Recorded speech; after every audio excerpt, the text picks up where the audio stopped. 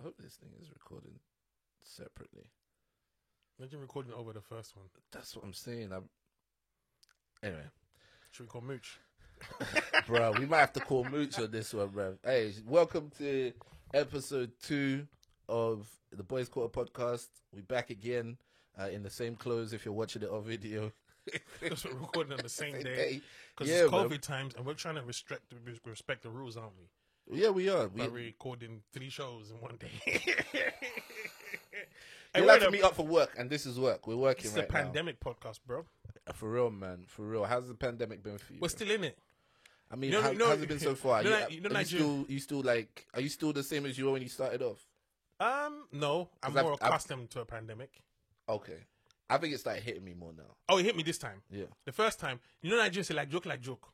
Like joke. We thought it was bands, innit? Yeah. Let me ride this one out. 3 weeks to flatten the curve is what. Yeah, they say. yeah. And we'll kill it out, yeah. And so I think this one hit everyone harder because we thought 1 we'd be out by year later. 1 year. I think everyone thought we'd be out by now. Of course. So it's really hit. Bro, me. it's like when But they said the parole hearing is in 3 weeks, then they say, nah, there's no court dates. You know the mad thing. You gonna do another year, son. It all depends on how you look at these things. On one hand, it's a great tragedy in the sense of, you know, life is taking a different turn. On the other hand, it's a case of this all the things that we debate on television, be it race, sexism, sexuality, and all this stuff, are tools to divide us. This is one thing that actually joined us together. Mad. It doesn't matter what you're doing in this world, we're all on lockdown, aren't you? Facts. We're all going through this pandemic. We've all Facts. not been able to work. We've all had to reassess our lives and, you know, look at the fact that, oh my God, I can spend more time with my family. People have created side hustles they didn't even know they could create. So things have united us together. Yeah. The problem with society and humanity is the powers that be, because I never like to say they, and you know, they understand the profit in dividing people. Of course. You see what I'm saying? Yeah. This is but the things that connect us are real. Yeah. Death, struggle, income, marriage, ups and downs in, you know, your relationships. Those actually unite us. Yeah. Those are the things that bring us together because we're in this together for real. Hey, when you gonna get married, bro? You just After said the marriage pandemic. are the things that It join is us though. together. After the pandemic, you know, it's hard. I don't really want to entertain stuff right now Okay. because I feel like people are bored.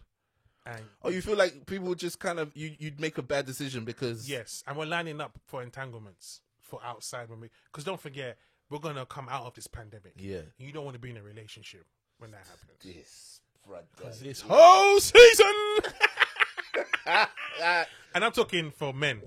Bro, someone told me they've been getting it in during the A lot of pandemic. people have told me they've been getting during the that pandemic. girls are traveling for the thing. He said that he wasn't even leaving his house. Girls were coming to his house Is that to come on Hinge? collect. I need to get on Hinge. No, I'm joking. Bro, I'm like, what is going on in a pandemic? Apparently, people have been. Well, you had a baby this year. Well, you're married though. Yeah, but we live in the same house. We're married. What you? I tried to out you. I Like, tried but you to had one this year. You're like, bro, she's here. She didn't travel. Yeah, I mean, there's proof that but I mean, that's People are, but can you blame them though? A lot of people must have been horny, or especially if you're by yourself. I get. No, it's not, Yeah. I am not the person to judge anybody and be like, oh, how dare you do that? Blah, blah, blah. Yeah. But my thing is that like, I think at some point you have to stop and go, am I in control, or is this in control of me? What, the pandemic or the sex? The sex. At what point is it that you're like, they said there's a global pandemic going on outside. You're like, I have to go get it. I have to go get But it. Like, no, let's work out an extension. There's so many things that you're missing out on. And there's some that you'll go, oh, you can't do it? Fine, I'll let it go. They said, oh, you can't go into the office anymore. And some people were like, oh, well, I guess I don't have to do the commute anymore. Because you're like, look, I can leave the commute. That's fine. I'm happy to work from home. But the things that we fought for in this time, the things that we're like, nah, we have to have this. I think the things like, I don't know, toilet paper, sex. Supermarkets always been open. They were never going to close supermarkets. Okay. But like, sex, open the gyms. I need to get my nails and hair done. I need to trim. And what else have people? I need to travel. I feel like the things that we craved show us the things that really rule us. Yes, the things that we missed. Yeah. Family time, spending time with people. Yeah. Yeah. Because I feel like there's some things that we missed, but we were like, all right, but I can't do it. It's a pandemic. And there's things that we missed, and we're like, I'm willing to break the rules for this. And for some people, that's hugging their family or going to go and see their friend or to like party. Some people needed to party, and they had all these underground raves and stuff. And some people needed to have sex, and some people needed to buy weed. A lot of people needed to buy sex. Weed was never gonna stop selling because. Bro, this is the perfect time for the pandemic.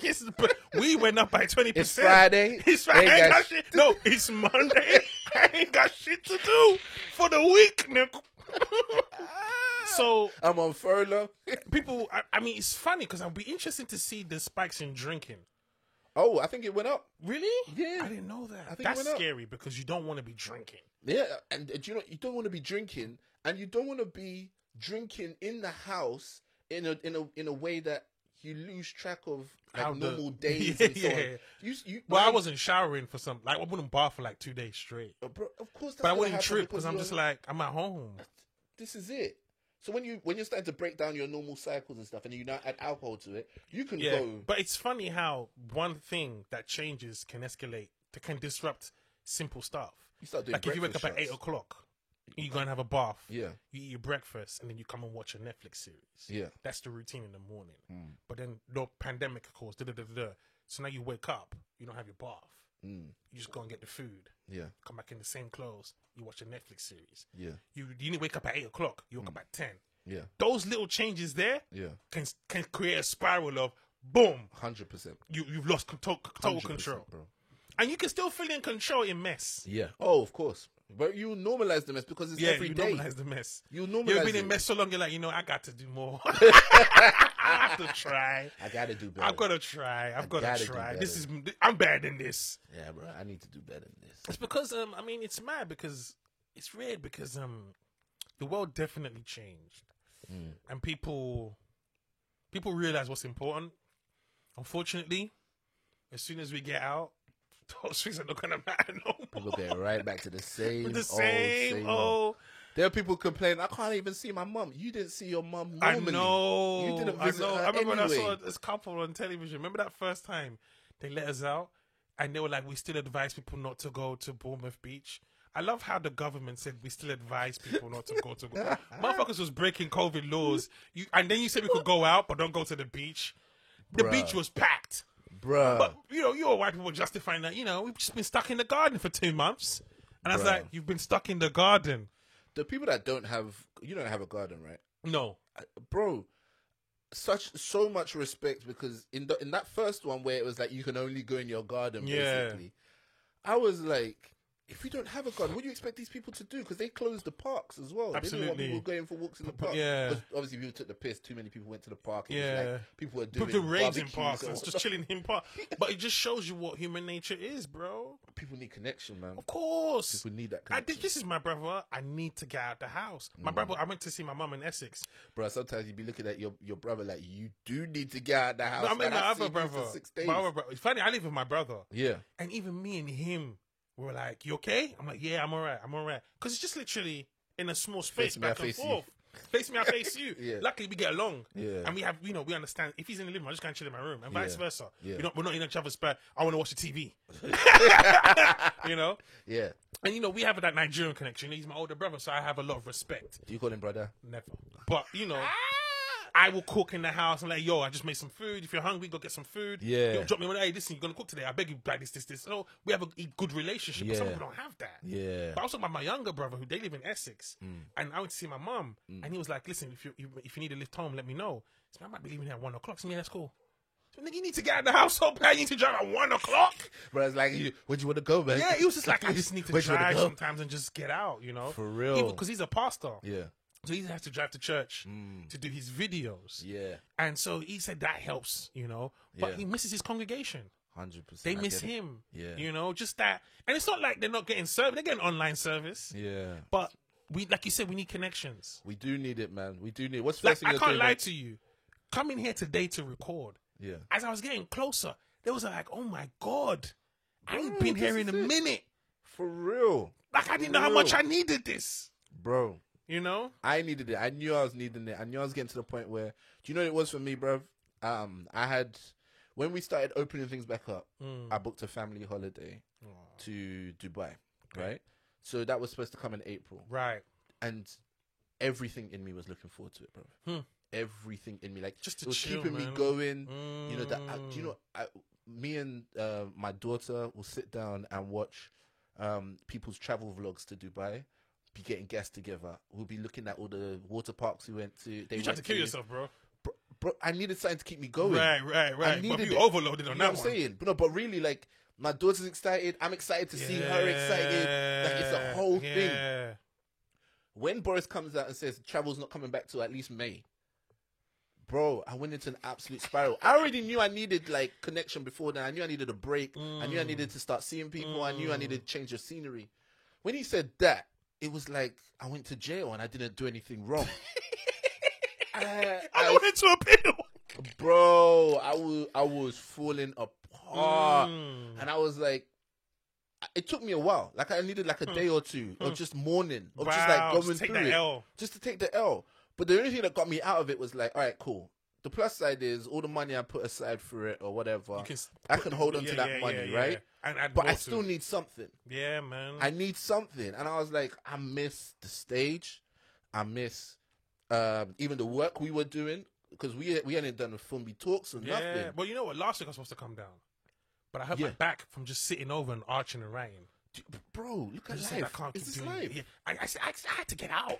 At one point, I had to leave. I left my house, nowhere to go. I just walked around. But I tell you what, it was just a case of, and you know what? I said to my friend, I used to pray for pandemics when I used to work. That dead end I job said at I used to EE. pray for Bro, pandemics. not pandemics, but something that but would a shut break the from the office norm. down. Yeah. I didn't have to go into work. Yeah. I thought that was the dream. Yeah. My sister said to me, "Fumbi, I want to go back to the office." She said, working at home is insane. You're not supposed to work at home. Because when you finish work, where's home? Bro, this is, the stew.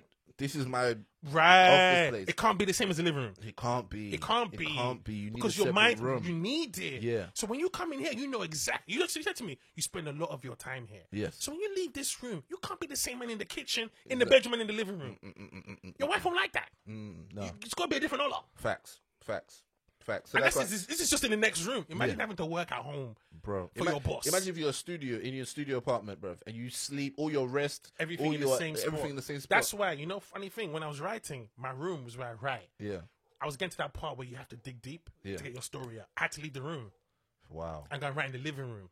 Wow. I put thunderstorms on YouTube on, so you hear rain and thunderstorms. Yeah. But you feel like you're in the cabin room, boy. I call myself Stephen King's phones. I dim the lights a bit. I was turning it It's out. moving like Ernest Hemingway, bro. It set the tone. Bro, you grew your hair out. Bro, this is, man, I need a pipe or something. I felt like the deepness was coming out. But what I didn't realize was, don't underestimate the sense of an environment that can create something for you. We used to frown at the workplace. It was because if you had to do this at home, you'd kill your house. You kill your house. Remember at work, what's the first thing you're looking for? I can't wait to come home. When you've worked from home, I want to leave everything. My sister works, my sister's husband works upstairs. She has to work downstairs. Mad. And they're in the house doing a 9 to 5 in the same house. Text each other. Text Let's do lunch. upstairs. Let's do lunch. They live with my mom and dad because they're saving for their own house. Yeah. So my mom and dad are there. Unfortunately for them, my mom and dad distract the kids. Yeah. So they have the kids, so they don't have to worry about That's the kids fantastic. disturbing them. Yeah. So it's a lot going on. It's a lot. We It is all a lot. assumed this would be the life, living, working at home. Nobody wants to stay at home no more. Yeah. Remember them all-day brunches you used to see people advertising? Or when your friend would call you, Ola, you want to meet on Thursday? Or even me. Yeah, I'll come down Thursday. Ola, you know what? Signs come up. That would never happen again. You know, men are pulling up when they say they're going to pull up. I thought it would cancel by now.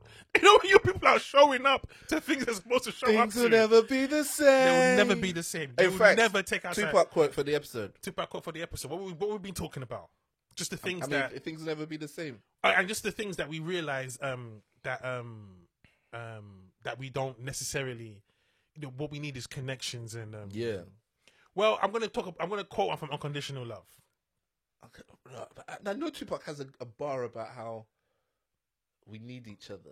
Well, he says something along the lines of, perhaps it's just a fantasy, a life where we don't need no welfare and share with our whole families. Okay. He's always about that community spirit, and that's what drives us. the beauty of a community, you know? Yeah. Even the messed up neighbor in the community is part of the community. True. You Very know, true. and that's what we need the most, you know? And that's probably, maybe that's just, and the funny thing, the pandemic made us realize Yeah. that what we need more than anything is each other. Mad. That's all we need. But we surround ourselves with things that make us feel better than everybody else. Hey, listen, it doesn't matter how everybody, they might feel, can you imagine being in a mansion in the pandemic? That must be the craziest thing. All these rooms, and you're tired of seeing every last one of them. Bruh. I hope it's like that, because if these men are having, imagine these men are doing like, oh, I'm going to live in one room for the next month, and I live in a different room for the next But month. isn't that sad? Isn't that sad in itself? Yo, true. I'm sleeping in the basketball gym today. It's sad. No, but you make it fun, Imagine you have all these cars you couldn't drive nowhere. All your Gucci outfits, you couldn't wear them. You do realize most of these cats, when they come, they have to buy a new collection of Gucci because they bought last year's stock. Bruh, I thank God I'm not a slave to fashion in that sense. But we're slave to something. I brought hella traders in the sale, and I can't wait to debut these. I can't wait to rock these. I can't wait to rock these. I guess sneakers. essentially what I mean It's gonna be date night every night, baby. Hey, baby, let's go and get some McDonald's. I guess what I mean is when you strip it down to its bare bones. I'm gonna be in the drive-through with some Jordans on, bro. Some put fresh this on the Jordans. windows, right? But even I just learned that, man, doing Zoom quiz nights with my family kept me through the first lockdown. Yeah. Doing clashes with the family. One time we all logged in, and I was just looking at my siblings like, I miss you guys so much. Man. You know? Yeah. Forget anything. I just want to be around peeps. Yeah. Even just the man. I ain't seen my boys in a year. The man them. Yeah. I actually text. Your boys. It's goon stuff, innit? Yeah. I mean, it took like 7 months for us to break and say, I miss you, man. But when we broke, man. Like, you alright? You alright, man? Like, I miss you, bro. And he was like, yeah, I know, man. Man them soon link up because we missed each other. For real. So, and what we missed was not necessarily link up. We just miss being around people, spreading love and showing love. And I guess that's it's a lesson somewhere in there, in the fact that we've been in Allah. This time last year I was in Dubai, doing gigs, and I almost got trapped in the pandemic. I came back and lockdown hit. Bro. I remember I got a text in Dubai for a 99 Club gig that was going to be on Saturday night as I land in Dubai. So I land in London Saturday morning. Yeah. I could do a 99 Saturday evening. You know the maddest thing, Allah? Because I was so into comedy, I accepted the gig. Of course. Part of me was But like, I love that though. Allah. I love coming off the Allah. plane and heading to the gig There was something. like I'm flipping Eddie Murphy in his prime. There was something in me that said, "This is wild." Of course it. That I'm literally landing from another country and I'm prepared to go and do a set at the 99 Club tonight. And I was on the wrong body clock. I was shattered. Of course. You Of course you understand? were. I was finished. Bro. But Allah, I was so into comedy. Yeah. And because I didn't really enjoy my last one in Dubai, did I enjoy the last? I didn't really enjoy it. I was like, this will make up for it. Man. So literally, I've gigged Thursday, Friday, and Saturday. Thursday and Friday we're in Dubai. Yeah. Saturday's at Leicester Square. My mind was just like, I'm doing the dream, man. Yeah, this is it. He feels like that. You feel like you're really moving. And I never want to lose that, Yeah. I feel like I feel like I might move to Dubai. I don't know about that, but I mean, I mean, 100%. I never want to lose a gig thing. No, I know what you mean. I know what you're saying. I just feel like I should tell you at this point. I feel like I'm probably moving myself, my family to Dubai. Why though? We're gonna miss out on comedy, bro. Remember you said to me the other day how you miss comedy and all that. What brought that on, bro? Do you know what brought that on? Was part of what I was saying about the holiday that we didn't get to go on, and me realizing that what I actually want is a break from all of this, a change. But I enjoy being on stage. I enjoy the connection and so on. But one thing that really the pandemic really did for me was that it let me know that everything is up for question. And one of the reasons why, I wouldn't have said Dubai before or whatever it is because I was like, I need to be somewhere where there's a decent comedy scene. There's no guarantee there's a decent comedy scene here after all of this anyway. There's going to be all of these comedy than the Dubai one. Yeah, but to be honest, bro, but I've got store balls kicked. I've had to live without comedy now for how long? No, live because without a stand up. But you chose though. Yeah, but live without stand up for this long, right? But what we've done is started making content. Yeah. So right, so I've done podcasts, I've done live stream, I've done whatnot. So the way I look at it is like, bro, I might as well just figure out how to double down on this, and then I'll fly in for a few months and do some gigs or whatever it is, or a few weeks, and get and live somewhere where I'm not running away all the time. And I know once you live in Dubai, it's not special anymore. It becomes life. It becomes life. But bro, it's beautiful though. I want to see my daughter in the sun. I want to see my my family thriving. Man didn't even say Africa or Ghana. Man went to the Arab nations. Bro, 100%. I've often considered Africa. Africa is my number one choice, but it's just in terms of infrastructure and providing healthcare for my daughter and so on. Although I hate the fact that they've got us by the bare minimums, just because of the bare minimums. Of course, I hate that. Of course, bro. But do you know what? This has showed me like London ain't worth it anymore to me. And all the stuff that I stayed in London for, they took it away. We have to be careful how we say this. 100%. You know why? I don't like to give the game away. Yeah. In a sense, I just want to tell my friend last night, you need to stop looking at this place as your prison. 100. The world is your oyster, rude boy. This is what I'm saying. Get that money. And even if I'm in Dubai for 2 years and I decide I want to move to Lagos, people go to Jamaica to retire. Yeah. They go to Australia. They go to Africa to retire. They don't live here. I spoke to someone at work. I was like, oh, where you based? I saw palm trees in the background. She's like, oh, I'm in Marbella. As soon as the pandemic hit, just moved out here. Sam Allardyce used to manage Newcastle. Yeah. And we sacked him. Before that, he was like a low-level I love how you were part of the decision team. You were like, no, we sacked him. We said, Sam, sorry, we're going to have to let you go, It was Sam. me and my brother that called him in. But, yeah, the club sacked him because of his poor performances. Yeah. But he was a low-level manager at the time. Yeah. But because he'd been done some good stuff with other... Newcastle was his big job where we probably get some bread. Yeah. But because we sacked him, you have the clause, they pay the rest of your contract. I think he got $2 million for the sack. He bought a holiday home in Spain. Look at that. He told the wife the plan already. Oh, don't worry when this works out. I get sacked, we get that holiday home in Spain. Fantastic. Bought the holiday home in Spain. Sure, it's beautiful as well. Beautiful. £2 million. You could get one for 100. What? Free? And that's 300 grand villa? You're laughing. Bruv. Get Manuel to do. Not Manuel.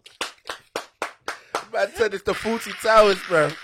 Said, call Manuel real quick, bro. That made me laugh. Hey, Manuel. You get someone to watch the villa for you. Mix up the gazpacho real quick. And this is not a mortgage thing. You don't buy it you buy it outright. Cash down, bro. Cash down. And then you go in when you want to. You can live in your house. That's why when you said Marbella, I was like, yeah, that makes perfect sense. Yeah. We're the ones who seem to think. By the way. And we're claiming hood, you know. We're claiming hood in this country. You know the medicine. My people are not free. That's like you know, I used to run the business where we would like take people here to on trips to Africa.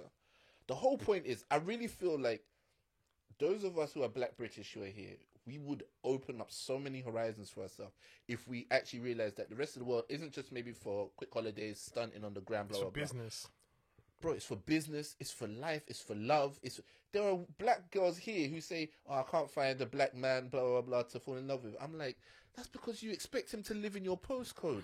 Move to Nigeria, there's a stack of them. My God. Move to Angola, there's a gang of them over there. You know Nigerian first dates. The reason why there's no first dates in Nigeria, because first dates in Nigeria is literally, so where are we getting married? Bro. From the guy's part, by the way. Do you know how many I've sisters seen you, I love you, I want to get married. I love you. I love you. As I'm seeing you As now, I'm seeing you now, my love is just even growing for you. As I'm looking at you, in the middle, I'm just you just give me that vibe. And another thing is, because again, you're right. You got to. I remember my sisters in that were like they wouldn't date a freshie, and a freshie was not the guy. Yeah. My sister is married to a quote unquote freshie. Of course. By the way, her husband is one of the most intelligent people I've ever met in my life. Of course. He just speaks with an accent. Yeah. But when we have a discussion, I'm learning from him. He's learning from me. But they feel like he's not gonna have swag. He's yeah. Not gonna get and he has his own. By the way, he has more swag than my sister. With trainers, he buys the best trainers for her. Every time she comes to my house, I'm like, "Hey, your trainer game's fire." What difference makes she says, "My husband"? Bruh. You understand? Bruh. But we all had to understand that we can't look down on those people and reduce them to just bush people. Facts. And even what are we? We live in the ghetto over here. Imagine you living in Hackney over here and you move to Nigeria and you're trying to flex someone that lives in Lekki. Bruh. Look here, level you have to see level. So you when I have moved to first of Nigeria, all it was the first understand. time I saw black people in homes. I grew up in Hackney. We all had council flats. All my aunties and uncles had council flats. So when I go and visit my cousins, Bro, all you had to- one-bedroom flats. The way you left the pause on that, you have to explain that quickly. Because the way you said the first time I saw black people in homes, I was like, as in a house. yeah, as in a houses, mansion. I get that. When Yeah, you said as in in like homes, 3 I was bedroom. like, Well, what I'm saying is, what's happening like in the night? what I'm saying is when you walk into someone's house and it's like, this is their house. Yeah. There's no flats here. No one's sharing it. They've got 3 bedrooms, a big old sitting room, Yeah. a garage and everything like that. That was in Yeah. Nigeria. Yeah, Don't get me yeah. wrong. Those motherfuckers living in tents, but for the majority. Yeah. But what I'm saying to you is Nigeria showed me middle-class black people. I'd never seen rich kids. Kids who had money to the point where they had no personality because their parents were rich. Kids that wouldn't talk to you. How much of that down? My As in insults in Nigeria, like, don't mind him, that's a carpenter. You're done after that. You're like, you know what? He ain't even like that. He be making furniture, though. bro. He trying to explain it out. You'd be like, but Jesus was a carpenter. Jesus was a carpenter now. People just dismissing. Don't mind this one. That's an electrician. Disrespecting your family.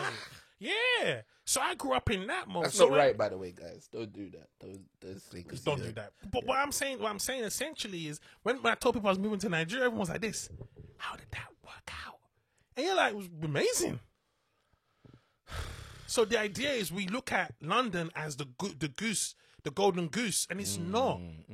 Don't get me wrong. I love living in this country, and I'd always, have a base here, have a love for the affection. But I have to understand it's not the only option. 100%, bro. Especially if it's not my country. And I really want my children to grow up with the understanding that, they have so many options, and one of the reasons why you get played so much is because you basically give people exclusivity. You give them the exclusive rights to something that they've never really worked for, or blah blah blah. So if you're in a workplace and you make it seem like you can never leave, there's way more room for them to mess you about than if they know you could leave at any point. Any day, yeah. And the same goes with the country as well. The truth is, because for as long as black people stay in this country and complain, they're like, oh, they're fine. They'll be all and right. they'll always do the same things to ease your stress. If the statistics showed a huge exodus of all of us leaving, going to African countries, going to the Caribbean, moving and to being the States, successful, Dubai, whatever it is, bro, look how quickly narratives would change. If the economy started suffering because all of the skills were leaving, blah blah blah. Look how quickly things would change. But the problem is we keep staying like it's an abusive relationship. Waiting for a BAME scheme to get your writing on. Yeah. Waiting for to get your productions going. It's not good. It's not. Man. It's not. It doesn't advance us, and that's why I love Black Americans in that sense. It reminds me of something that we said on the on Black in the Union Jack, where we were talking about teaching our parents about traveling to somewhere where you don't know anybody. Like, about the fact that, like, when I went to Puerto Rico, the first thing my mom asked me was like, who do you know there? And it's like that's already happened in her mind. That cage or that barrier that says you don't go to Puerto Rico because you don't know anyone in Puerto Rico has already happened in her mind. Since then, she's obviously traveled way more and whatnot. And there was one time where she hadn't been to Dubai, and I was like, Mom, book your flight via Dubai and stay for a couple nights. We'll pay for the hotel.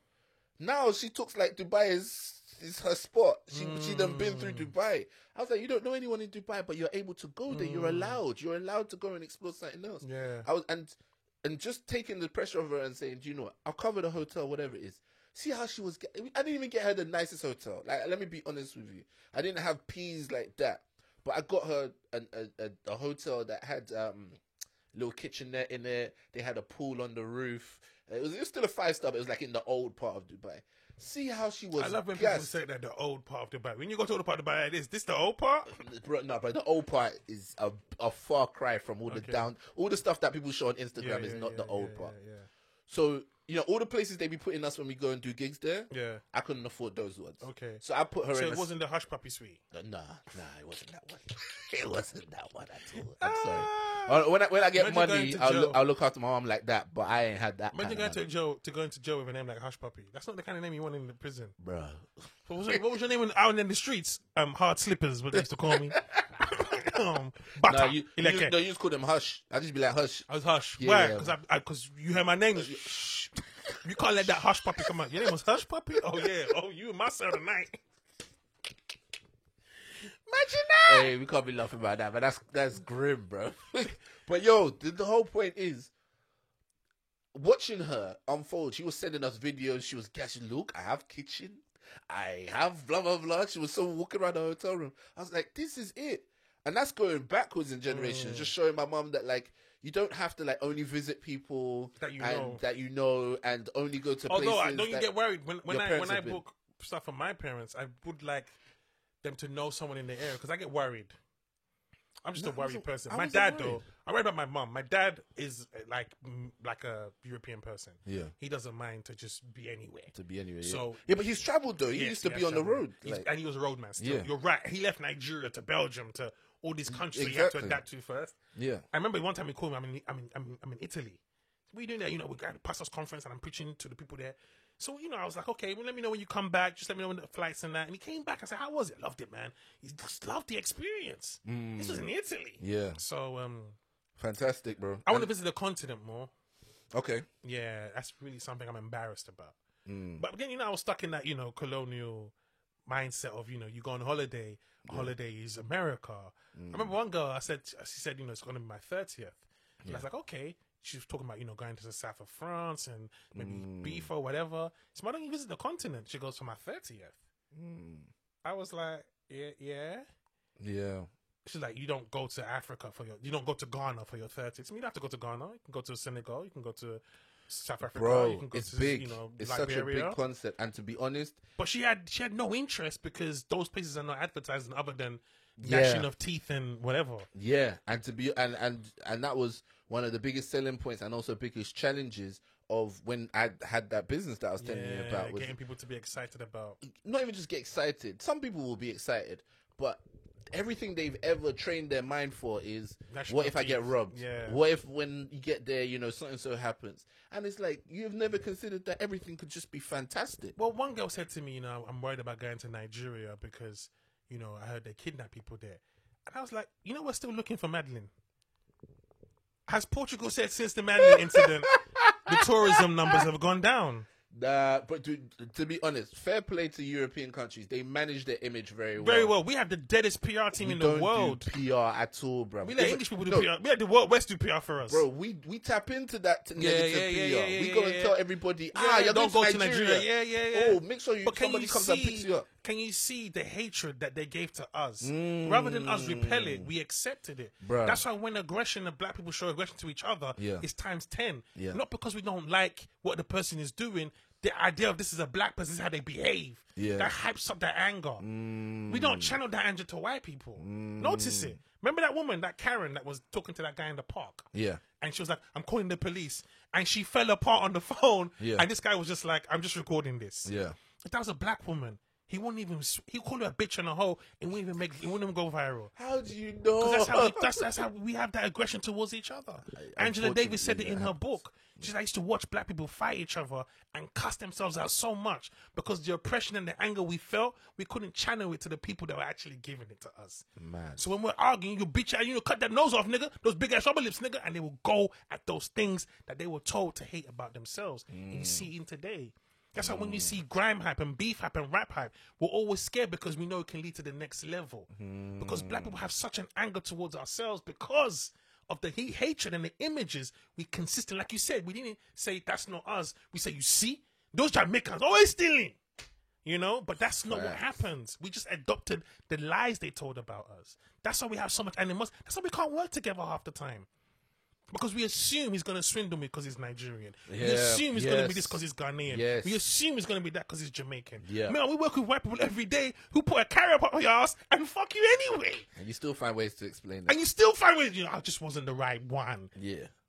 You see what I'm saying? We just need a campaign. If a Nigerian had done what Whitney they did, what the BBC did, it'd be all different. We might say it different. But tell your mama that Nigerian, you don't work with them. Yeah. On revision. Meanwhile, it's the same thing they did. It's just a different way. When I started doing comedy in the main rooms, but we did ourselves so much. Do you want to explain what Waiting Day is? Because you just said that.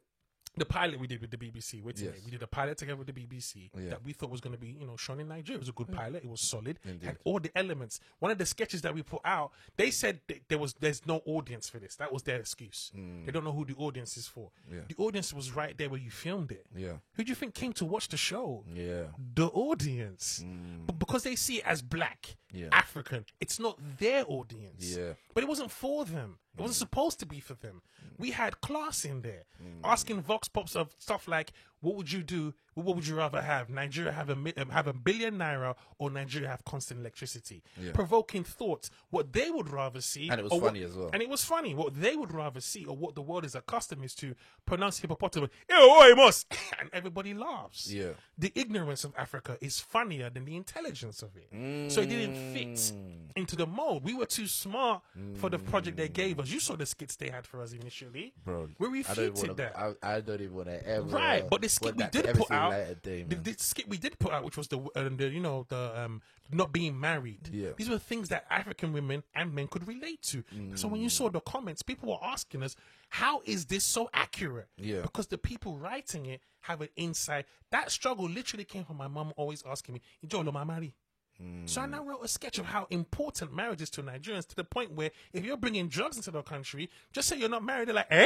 Yeah. Put these drugs aside. Let's find out why you're not married. And how important was it? You remember in the last episode when I was talking about, when you get things are never neat, so you get into the nitty gritty of what it actually is. It's the obviously we're using a hyped up situation to illustrate it, but it's getting into that complete rearrangement of values when marriage comes into the question. It's how they make you feel like you haven't really done anything in life, or how they make you feel like you're like, I'm not exactly against, I'm not anti-marriage, I just haven't got married yet, and then they're looking at you like, I've already have 2 very successful marriages. That thing of like, it doesn't even matter how my marriage has been. But one of my friends, but it's the fact that you haven't got married is the issue. And Nigerians have to all understand. of those little subtleties, I think, are fantastic. Nigerians has to understand is when they say things like that to you, they neglect. They don't realize they're saying everything else you've done is irrelevant to us until you get married. Yeah. So when my mom, and I love my parents to death. Yeah. But I understand them. Yeah. I understand them from a different time and culture. My mom's she's not being mean. Yeah. She wants to see my children. She wants to see my grandkids. I want that. Yeah. You know what I mean? But I'm not there. And that's the frustration for them and for me. But we need to get you there, though. But here's the thing, and I respect that. But every time you say that to me, it puts a pressure on me that I don't need. I'm not there because I'm not going there. I'm just not there. Are you sure, though? I don't need the pressure, no. I know, but what I mean is that, like, I said it puts a pressure on me that I don't need. Yeah, but you said that you're not there because you're not going. You're not.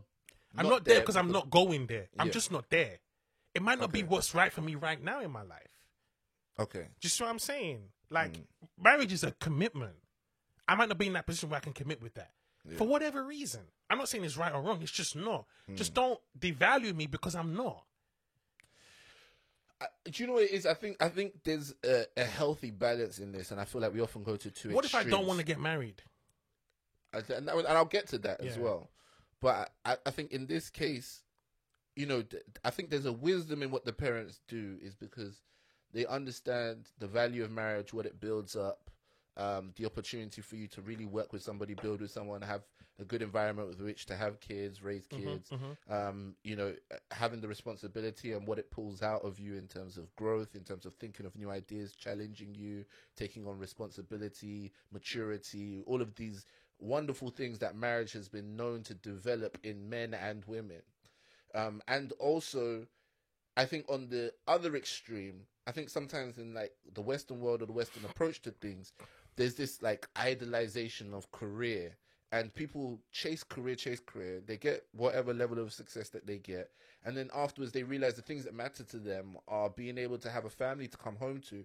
But because they've left that so long, or they've never quite developed the skills that are necessary to make a relationship work, or they've never actually put time and effort into like finding somebody or raising children or whatever it is, they end up looking back and going, was it all worth it?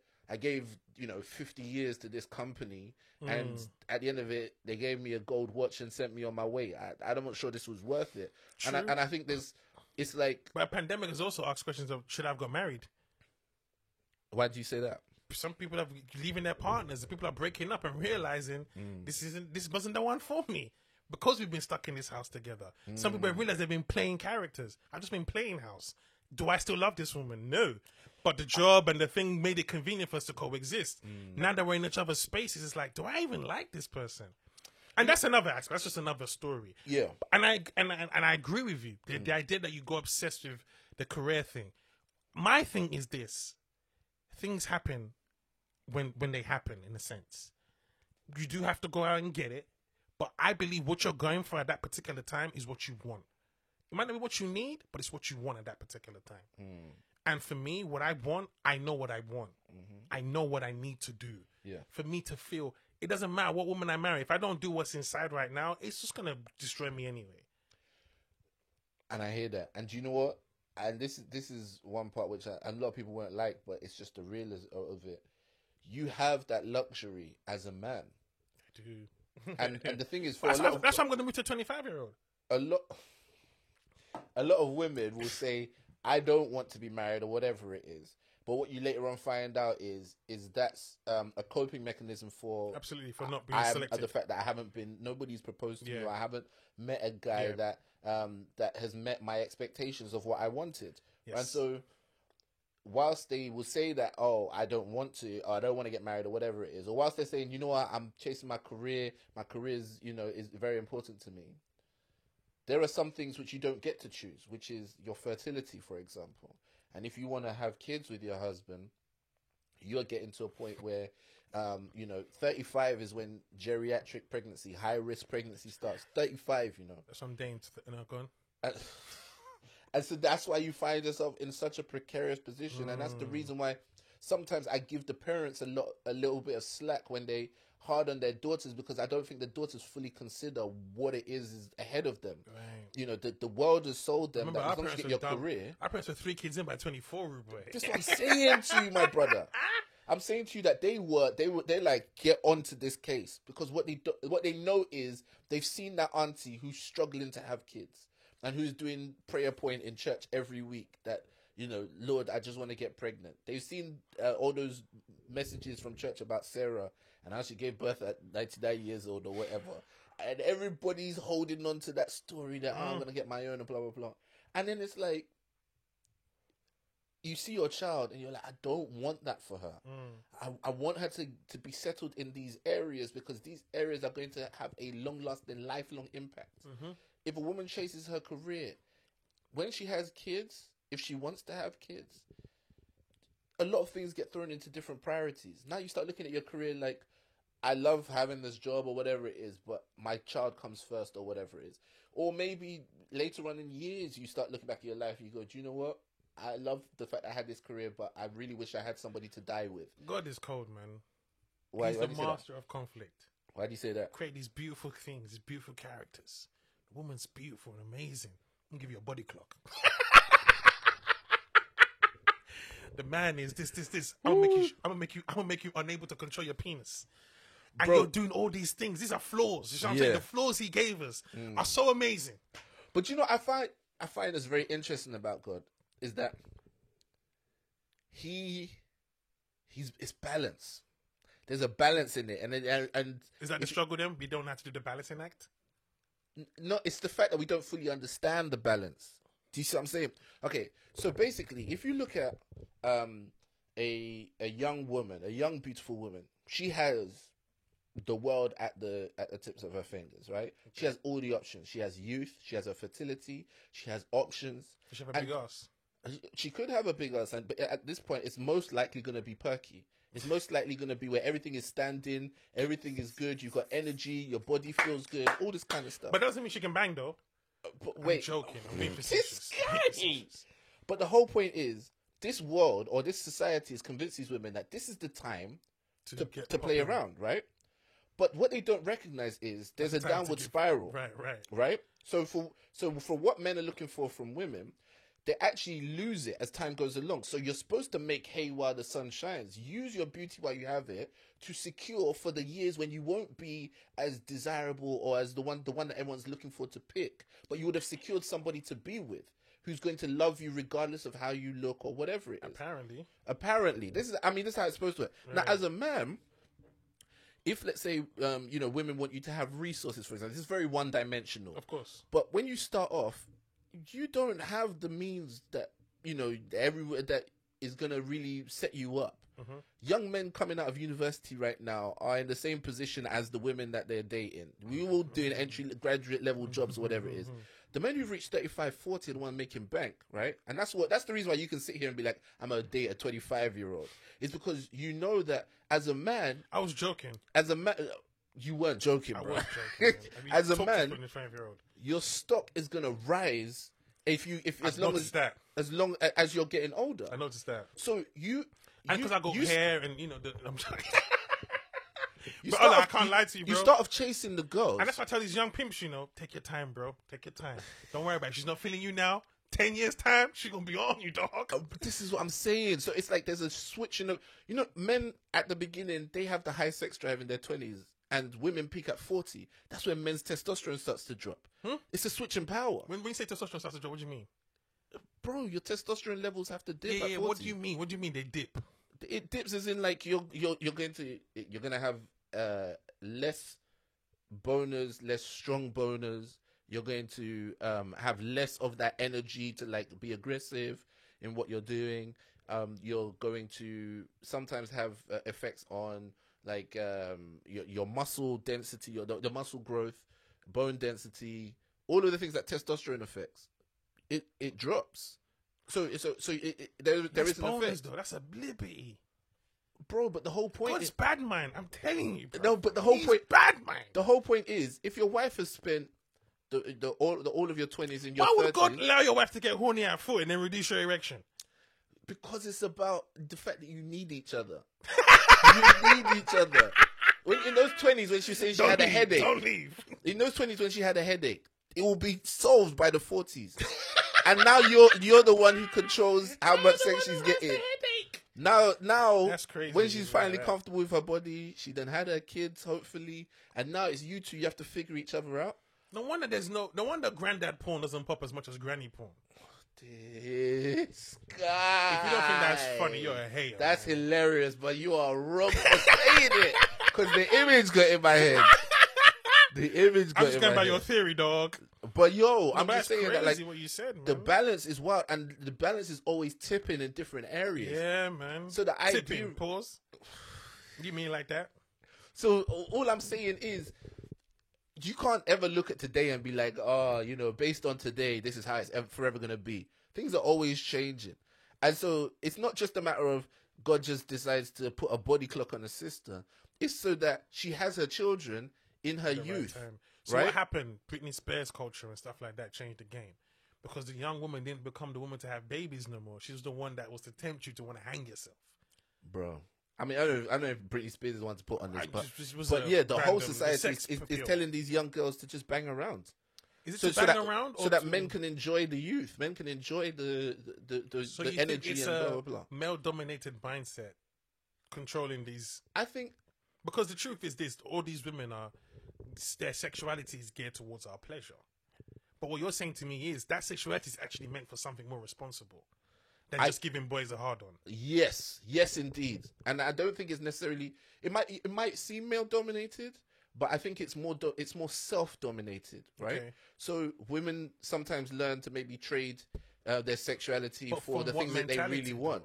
Pardon? Isn't that because of the living in a society with men? Yeah, I'm saying both men and women are learning to basically try and trade up for what they want. Right. So men are going, I want sex, right? So I'll trade up on taking girls out on dates or whatever it is, or buying shots or buying Gucci so I can get the sex. And girls are going, well, I want Gucci, so I'll trade up on the sex to get the Gucci and whatnot. Whereas the whole point was, because I always used to ask, like, why would God give me a sex drive before I get married? Why doesn't it kick in on your wedding night if he doesn't want us to have sex till marriage? And I'm like, that sex is supposed to drive us to do the work necessary to go get married. As a man, if you're horny and you're like, I want to have sex, and it's like, all right, you can have sex. You can have sex with this woman. You have to marry her first. All right, what do I need to do to marry her? You need to go and build a home and get set up that you can look after her. All right, then. So I need to go and invent stuff. I need to go work. I need to go save. I need to go do blah, blah, blah. The drive in you to want to have sex is supposed to drive you to do the things that are productive. But if I can give you the sex for free, then you don't need to be productive anymore. So brothers don't even need to make anything anymore. They can just jerk off, or they can just have sex for free. And so it's not the same, though. It's not the same. You're right. But also for the sisters as well, the biological imperative to have children is supposed to drive them towards finding a mate, finding the security, nesting, and then having a child. But they are, you know... And then that's why God gives them the horniness at 40, because now like, you this can be your a hoe. For your husband. You done had the child, you got the dream, now get your hoe on. To be honest, I think it kicks in just before menopause does. So the idea is this is your last hurrah. Damn. This is your last hurrah. And so 4-year-olds. Is your husband? Before you lose the chance to have kids at all, completely, here's a sudden burst and surge in your sex drive. And if you've already had your kids, that's you and your husband riding off into the sunset. And if you haven't, this is the time to get it in really right now. But all I'm saying is, like, I think we just need to look at these things a bit more holistically, like look at it in the grand scheme of things, not just as one lens. Like, I just want to have sex. All right, cool, let's have sex. But it's like, what was the point in all of this? Why did we, flipping want to have sex and bang all over the place and do all of this stuff? You're running from a lot, innit? When you're in that world of promiscuity and drinking and whatever, you're running from something, and those quick bursts of excitement and energy. It's not sustainable. You burn out. But we're all running from something, and I think it's because of the stress that comes with this world. Yeah, the stress of being alive. It's real. Yeah, even if you're rich, you're not. If you're on a Fortune 500 company, the last thing you want is a pandemic. Doesn't matter how much money you've accumulated, you're not sleeping well at night during a pandemic. The more money you make, the more you fight to save that money. Yeah. The more you fight to keep the walls off that money. Yeah. So everybody's dealing with a stress of something. And these things, that's why some people are so invested in the race debate. It gives you the distraction you need from what's really going on. Wow. It gets you to even fight your own battle. Yeah. How can you say that about me? Because someone said that about you. You understand? We're all these things we live, that's why people ride. I remember when someone said to me, someone said to me, they don't think Tiffany Haddish is funny, but they love her story. She's come from a struggle. It's not about Tiffany Haddish's story or her struggle. It's because she's struggling. And because Tiffany Haddish has made it out, she needs to hold that narrative that I can make it out too. Are you preaching right now? It's true though. So if you now shit on her narrative of so what, everybody struggles, it destroys her. Yeah. No. I don't want to hear that. I want that. She made it. I made it out. You defute it. You don't want to hear it. And that's what. And that became the thing. If you noticed, people became sub-story artists as opposed to actually doing anything. So before your project comes out, this time last year, I was eating ketchup out of my fridge. Oh, I love an Instagram post like that. I'll be writing them too. Right, now I'm making mayonnaise because you want people to connect in a way that, you feel like, but this is what people were connecting with, a story. Yeah. But the truth is this. But isn't that what we do though? Yeah. As storytellers, stand-ups, write the stuff you write. We want people to connect with stories. Yes. Right? But what we do as people is we forget that story is a character. My pain doesn't need to be, I don't need to, if I, put out a movie tomorrow, I don't need to tell you how I was eating baked beans the night I wrote this. That's not the motivation. Because the truth is this. If I wake up in silk sheets and bathrobes and the royal penis is clean, Your Highness, I ain't writing shit that day.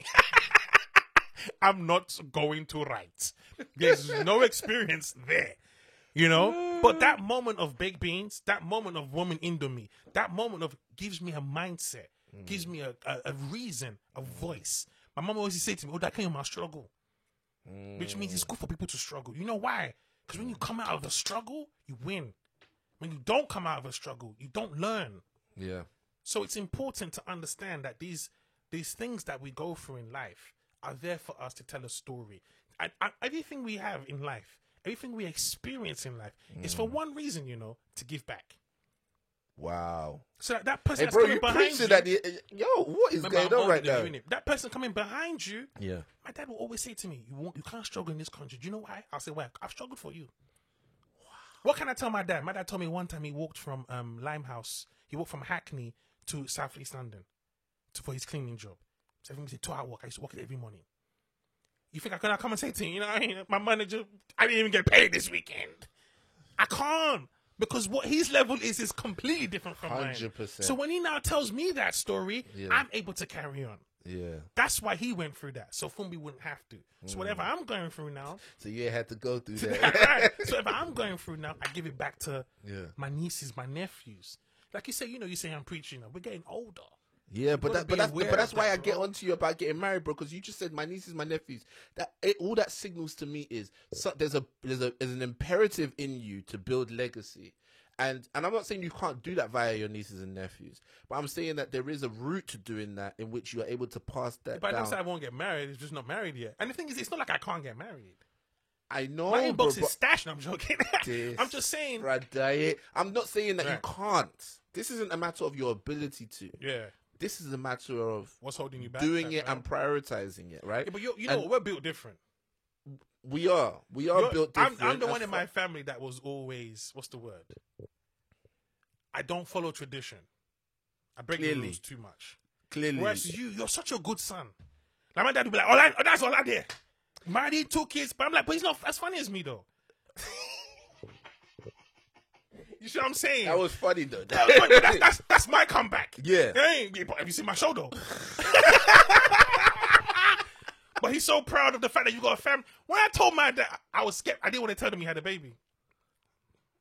You know why? You know what's coming next. Well, of course, next. Wait, not that you had a baby. Your second child. How old is Allah? 56. I tell them your age. It's all I line up to in one call. When's yours? Of course. So, but at the same time, but here's the thing. In your view of, or the way in which you framed it, I'm the goody two shoes that follows the rules and the instructions and so on. But that's not the case. Right. If you speak to my mum, I'm the rebellious one. Of course, because when I did stand up, you know what I'm saying? I went to LSE and then decided to do stand up after that. Your mum sitting down. You know, I sent him to LSE. Did stand up. At least he's married. He did go LSE. He did stand up. He's not married. But you see, the truth is, we all have a series of choices, and that's why I don't take away your desire to or your need to make your own choices in life. I don't even see that as you being rebellious. I just see that as you living your life. But when I'm talking to you about like when we're gonna get you married, bro, it's kind of tongue in cheek said in the same way as like parents say it or people in church say it or whatever.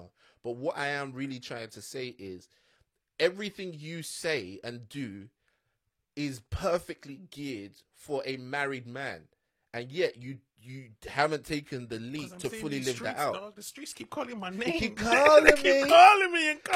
Hey, bro, let's wrap this thing up, man. Before we do, because you can edit what was trash anyway. But you're right. Oh, I can edit it. I can do it in post, yeah.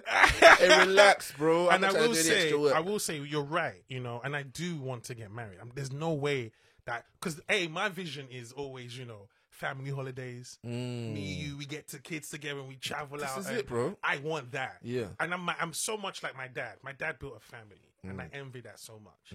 There's nothing I envy more than my dad's family, even though I'm part of it. Yeah. It's like, wow. Yeah. I love my siblings so much. It's such a pure love. I want that for my family. I see my cousins, my nephews and nieces. They're all cousins. They all know each other. They all hang each other. Every day I want to go to his house. They home swap. That's my dream. Every time I see that, it's what people don't know. I see it. Man, I want to contribute to this. Yeah. I should be bringing my kids around to jump in these lot. That play of my kids are going to be younger than theirs, but I stay away from all of that because at the end of the day, I will get there. But that's the thing. Yeah. You could be. You've said it yourself. You could be there. Yeah. So there's literally it's the fear of not being able to do the other things you want to do in life, right? Not even that. Also the fear of fucking it up. You know, I got a self-sabotage nature. But that's the real cocoa of Europe. Just as I want to wrap up, you're getting to the real cocoa of Europe. So when I get onto your case... But my self-sabotage nature is not because of relationships, though. No, but I'm Hold on. I'm worried I'll bring that into a relationship. I know, but what I'm saying to you is, every single time that we've had a conversation about something that needs to be written or doing the edge or whatever it is, right? At the end of the day, it didn't change until you did it. Yeah. Right? So when I'm talking to you about like when we're gonna get you married, is to get that mindset shift from this is everything that could go wrong to this is everything that could go right. Because I know deep down you want it. Right? I'm not doing it to say that you're not able to get married. I'm not doing it to say that everything you've achieved or done is not worth anything until you get married. It's to say that why don't you get out of your own way in something that you clearly want? And yet, for some reason, are holding yourself back from. I want I don't think I'm to holding see you myself back thrive from and it, happy. though. I don't think I'm holding myself back from it. That's the thing. I feel like people think I'm holding myself back. I don't actually want it right now. I don't want to be married right now. Not right as I sit here before you this year and last year. I didn't want to be married. Last year, I definitely didn't want to be married. I definitely didn't want to wife. You shouted that into the mic. I looked at the levels. But also, I'm not that Nigerian uncle Johnny from my money. I'm not that guy. Yeah, you have to understand. I'm happy to have a girlfriend where we both build. And if we get married and when we're 50 after having 3 or 4 kids, I'm happy with that. Because I want real love. I need love. I'm a person that needs this conversation love. Could go on, bro. I know we could go until next week, innit? Yeah. And the people are gonna think I'm moist. When I say I need love, obviously I pull the strap back if man pulls on me. Bro, this one's been dope as always, man. It's always a good conversation with you. Tell the people where they can find you, man. The same as the last episode. I ain't really moved social since then. But at Fumbi, once you type in Fumbi on anything, man, my name F-U-N. Do you mean Fumbi? So just run with that. Thanks for listening to everyone, and shout out to all the man them and all the gal them, and yeah. All right, man. To you, Ola the Comedian on everything, yeah, check out the Patreon as well. Patreon.com/Ola the Comedian, and support. Please help fund this stuff. Not just help, but like value what we're doing. It's highly appreciated when you value the work we are putting in. So please do become a patron today, and interact with us, man. Tweet us and then message us, DM us and whatnot. You know what you think about the pod and so on and so forth. It's always good to connect with you guys. Bro, it's been dope. Until next one, man. Until next one, man. Peace. Bless.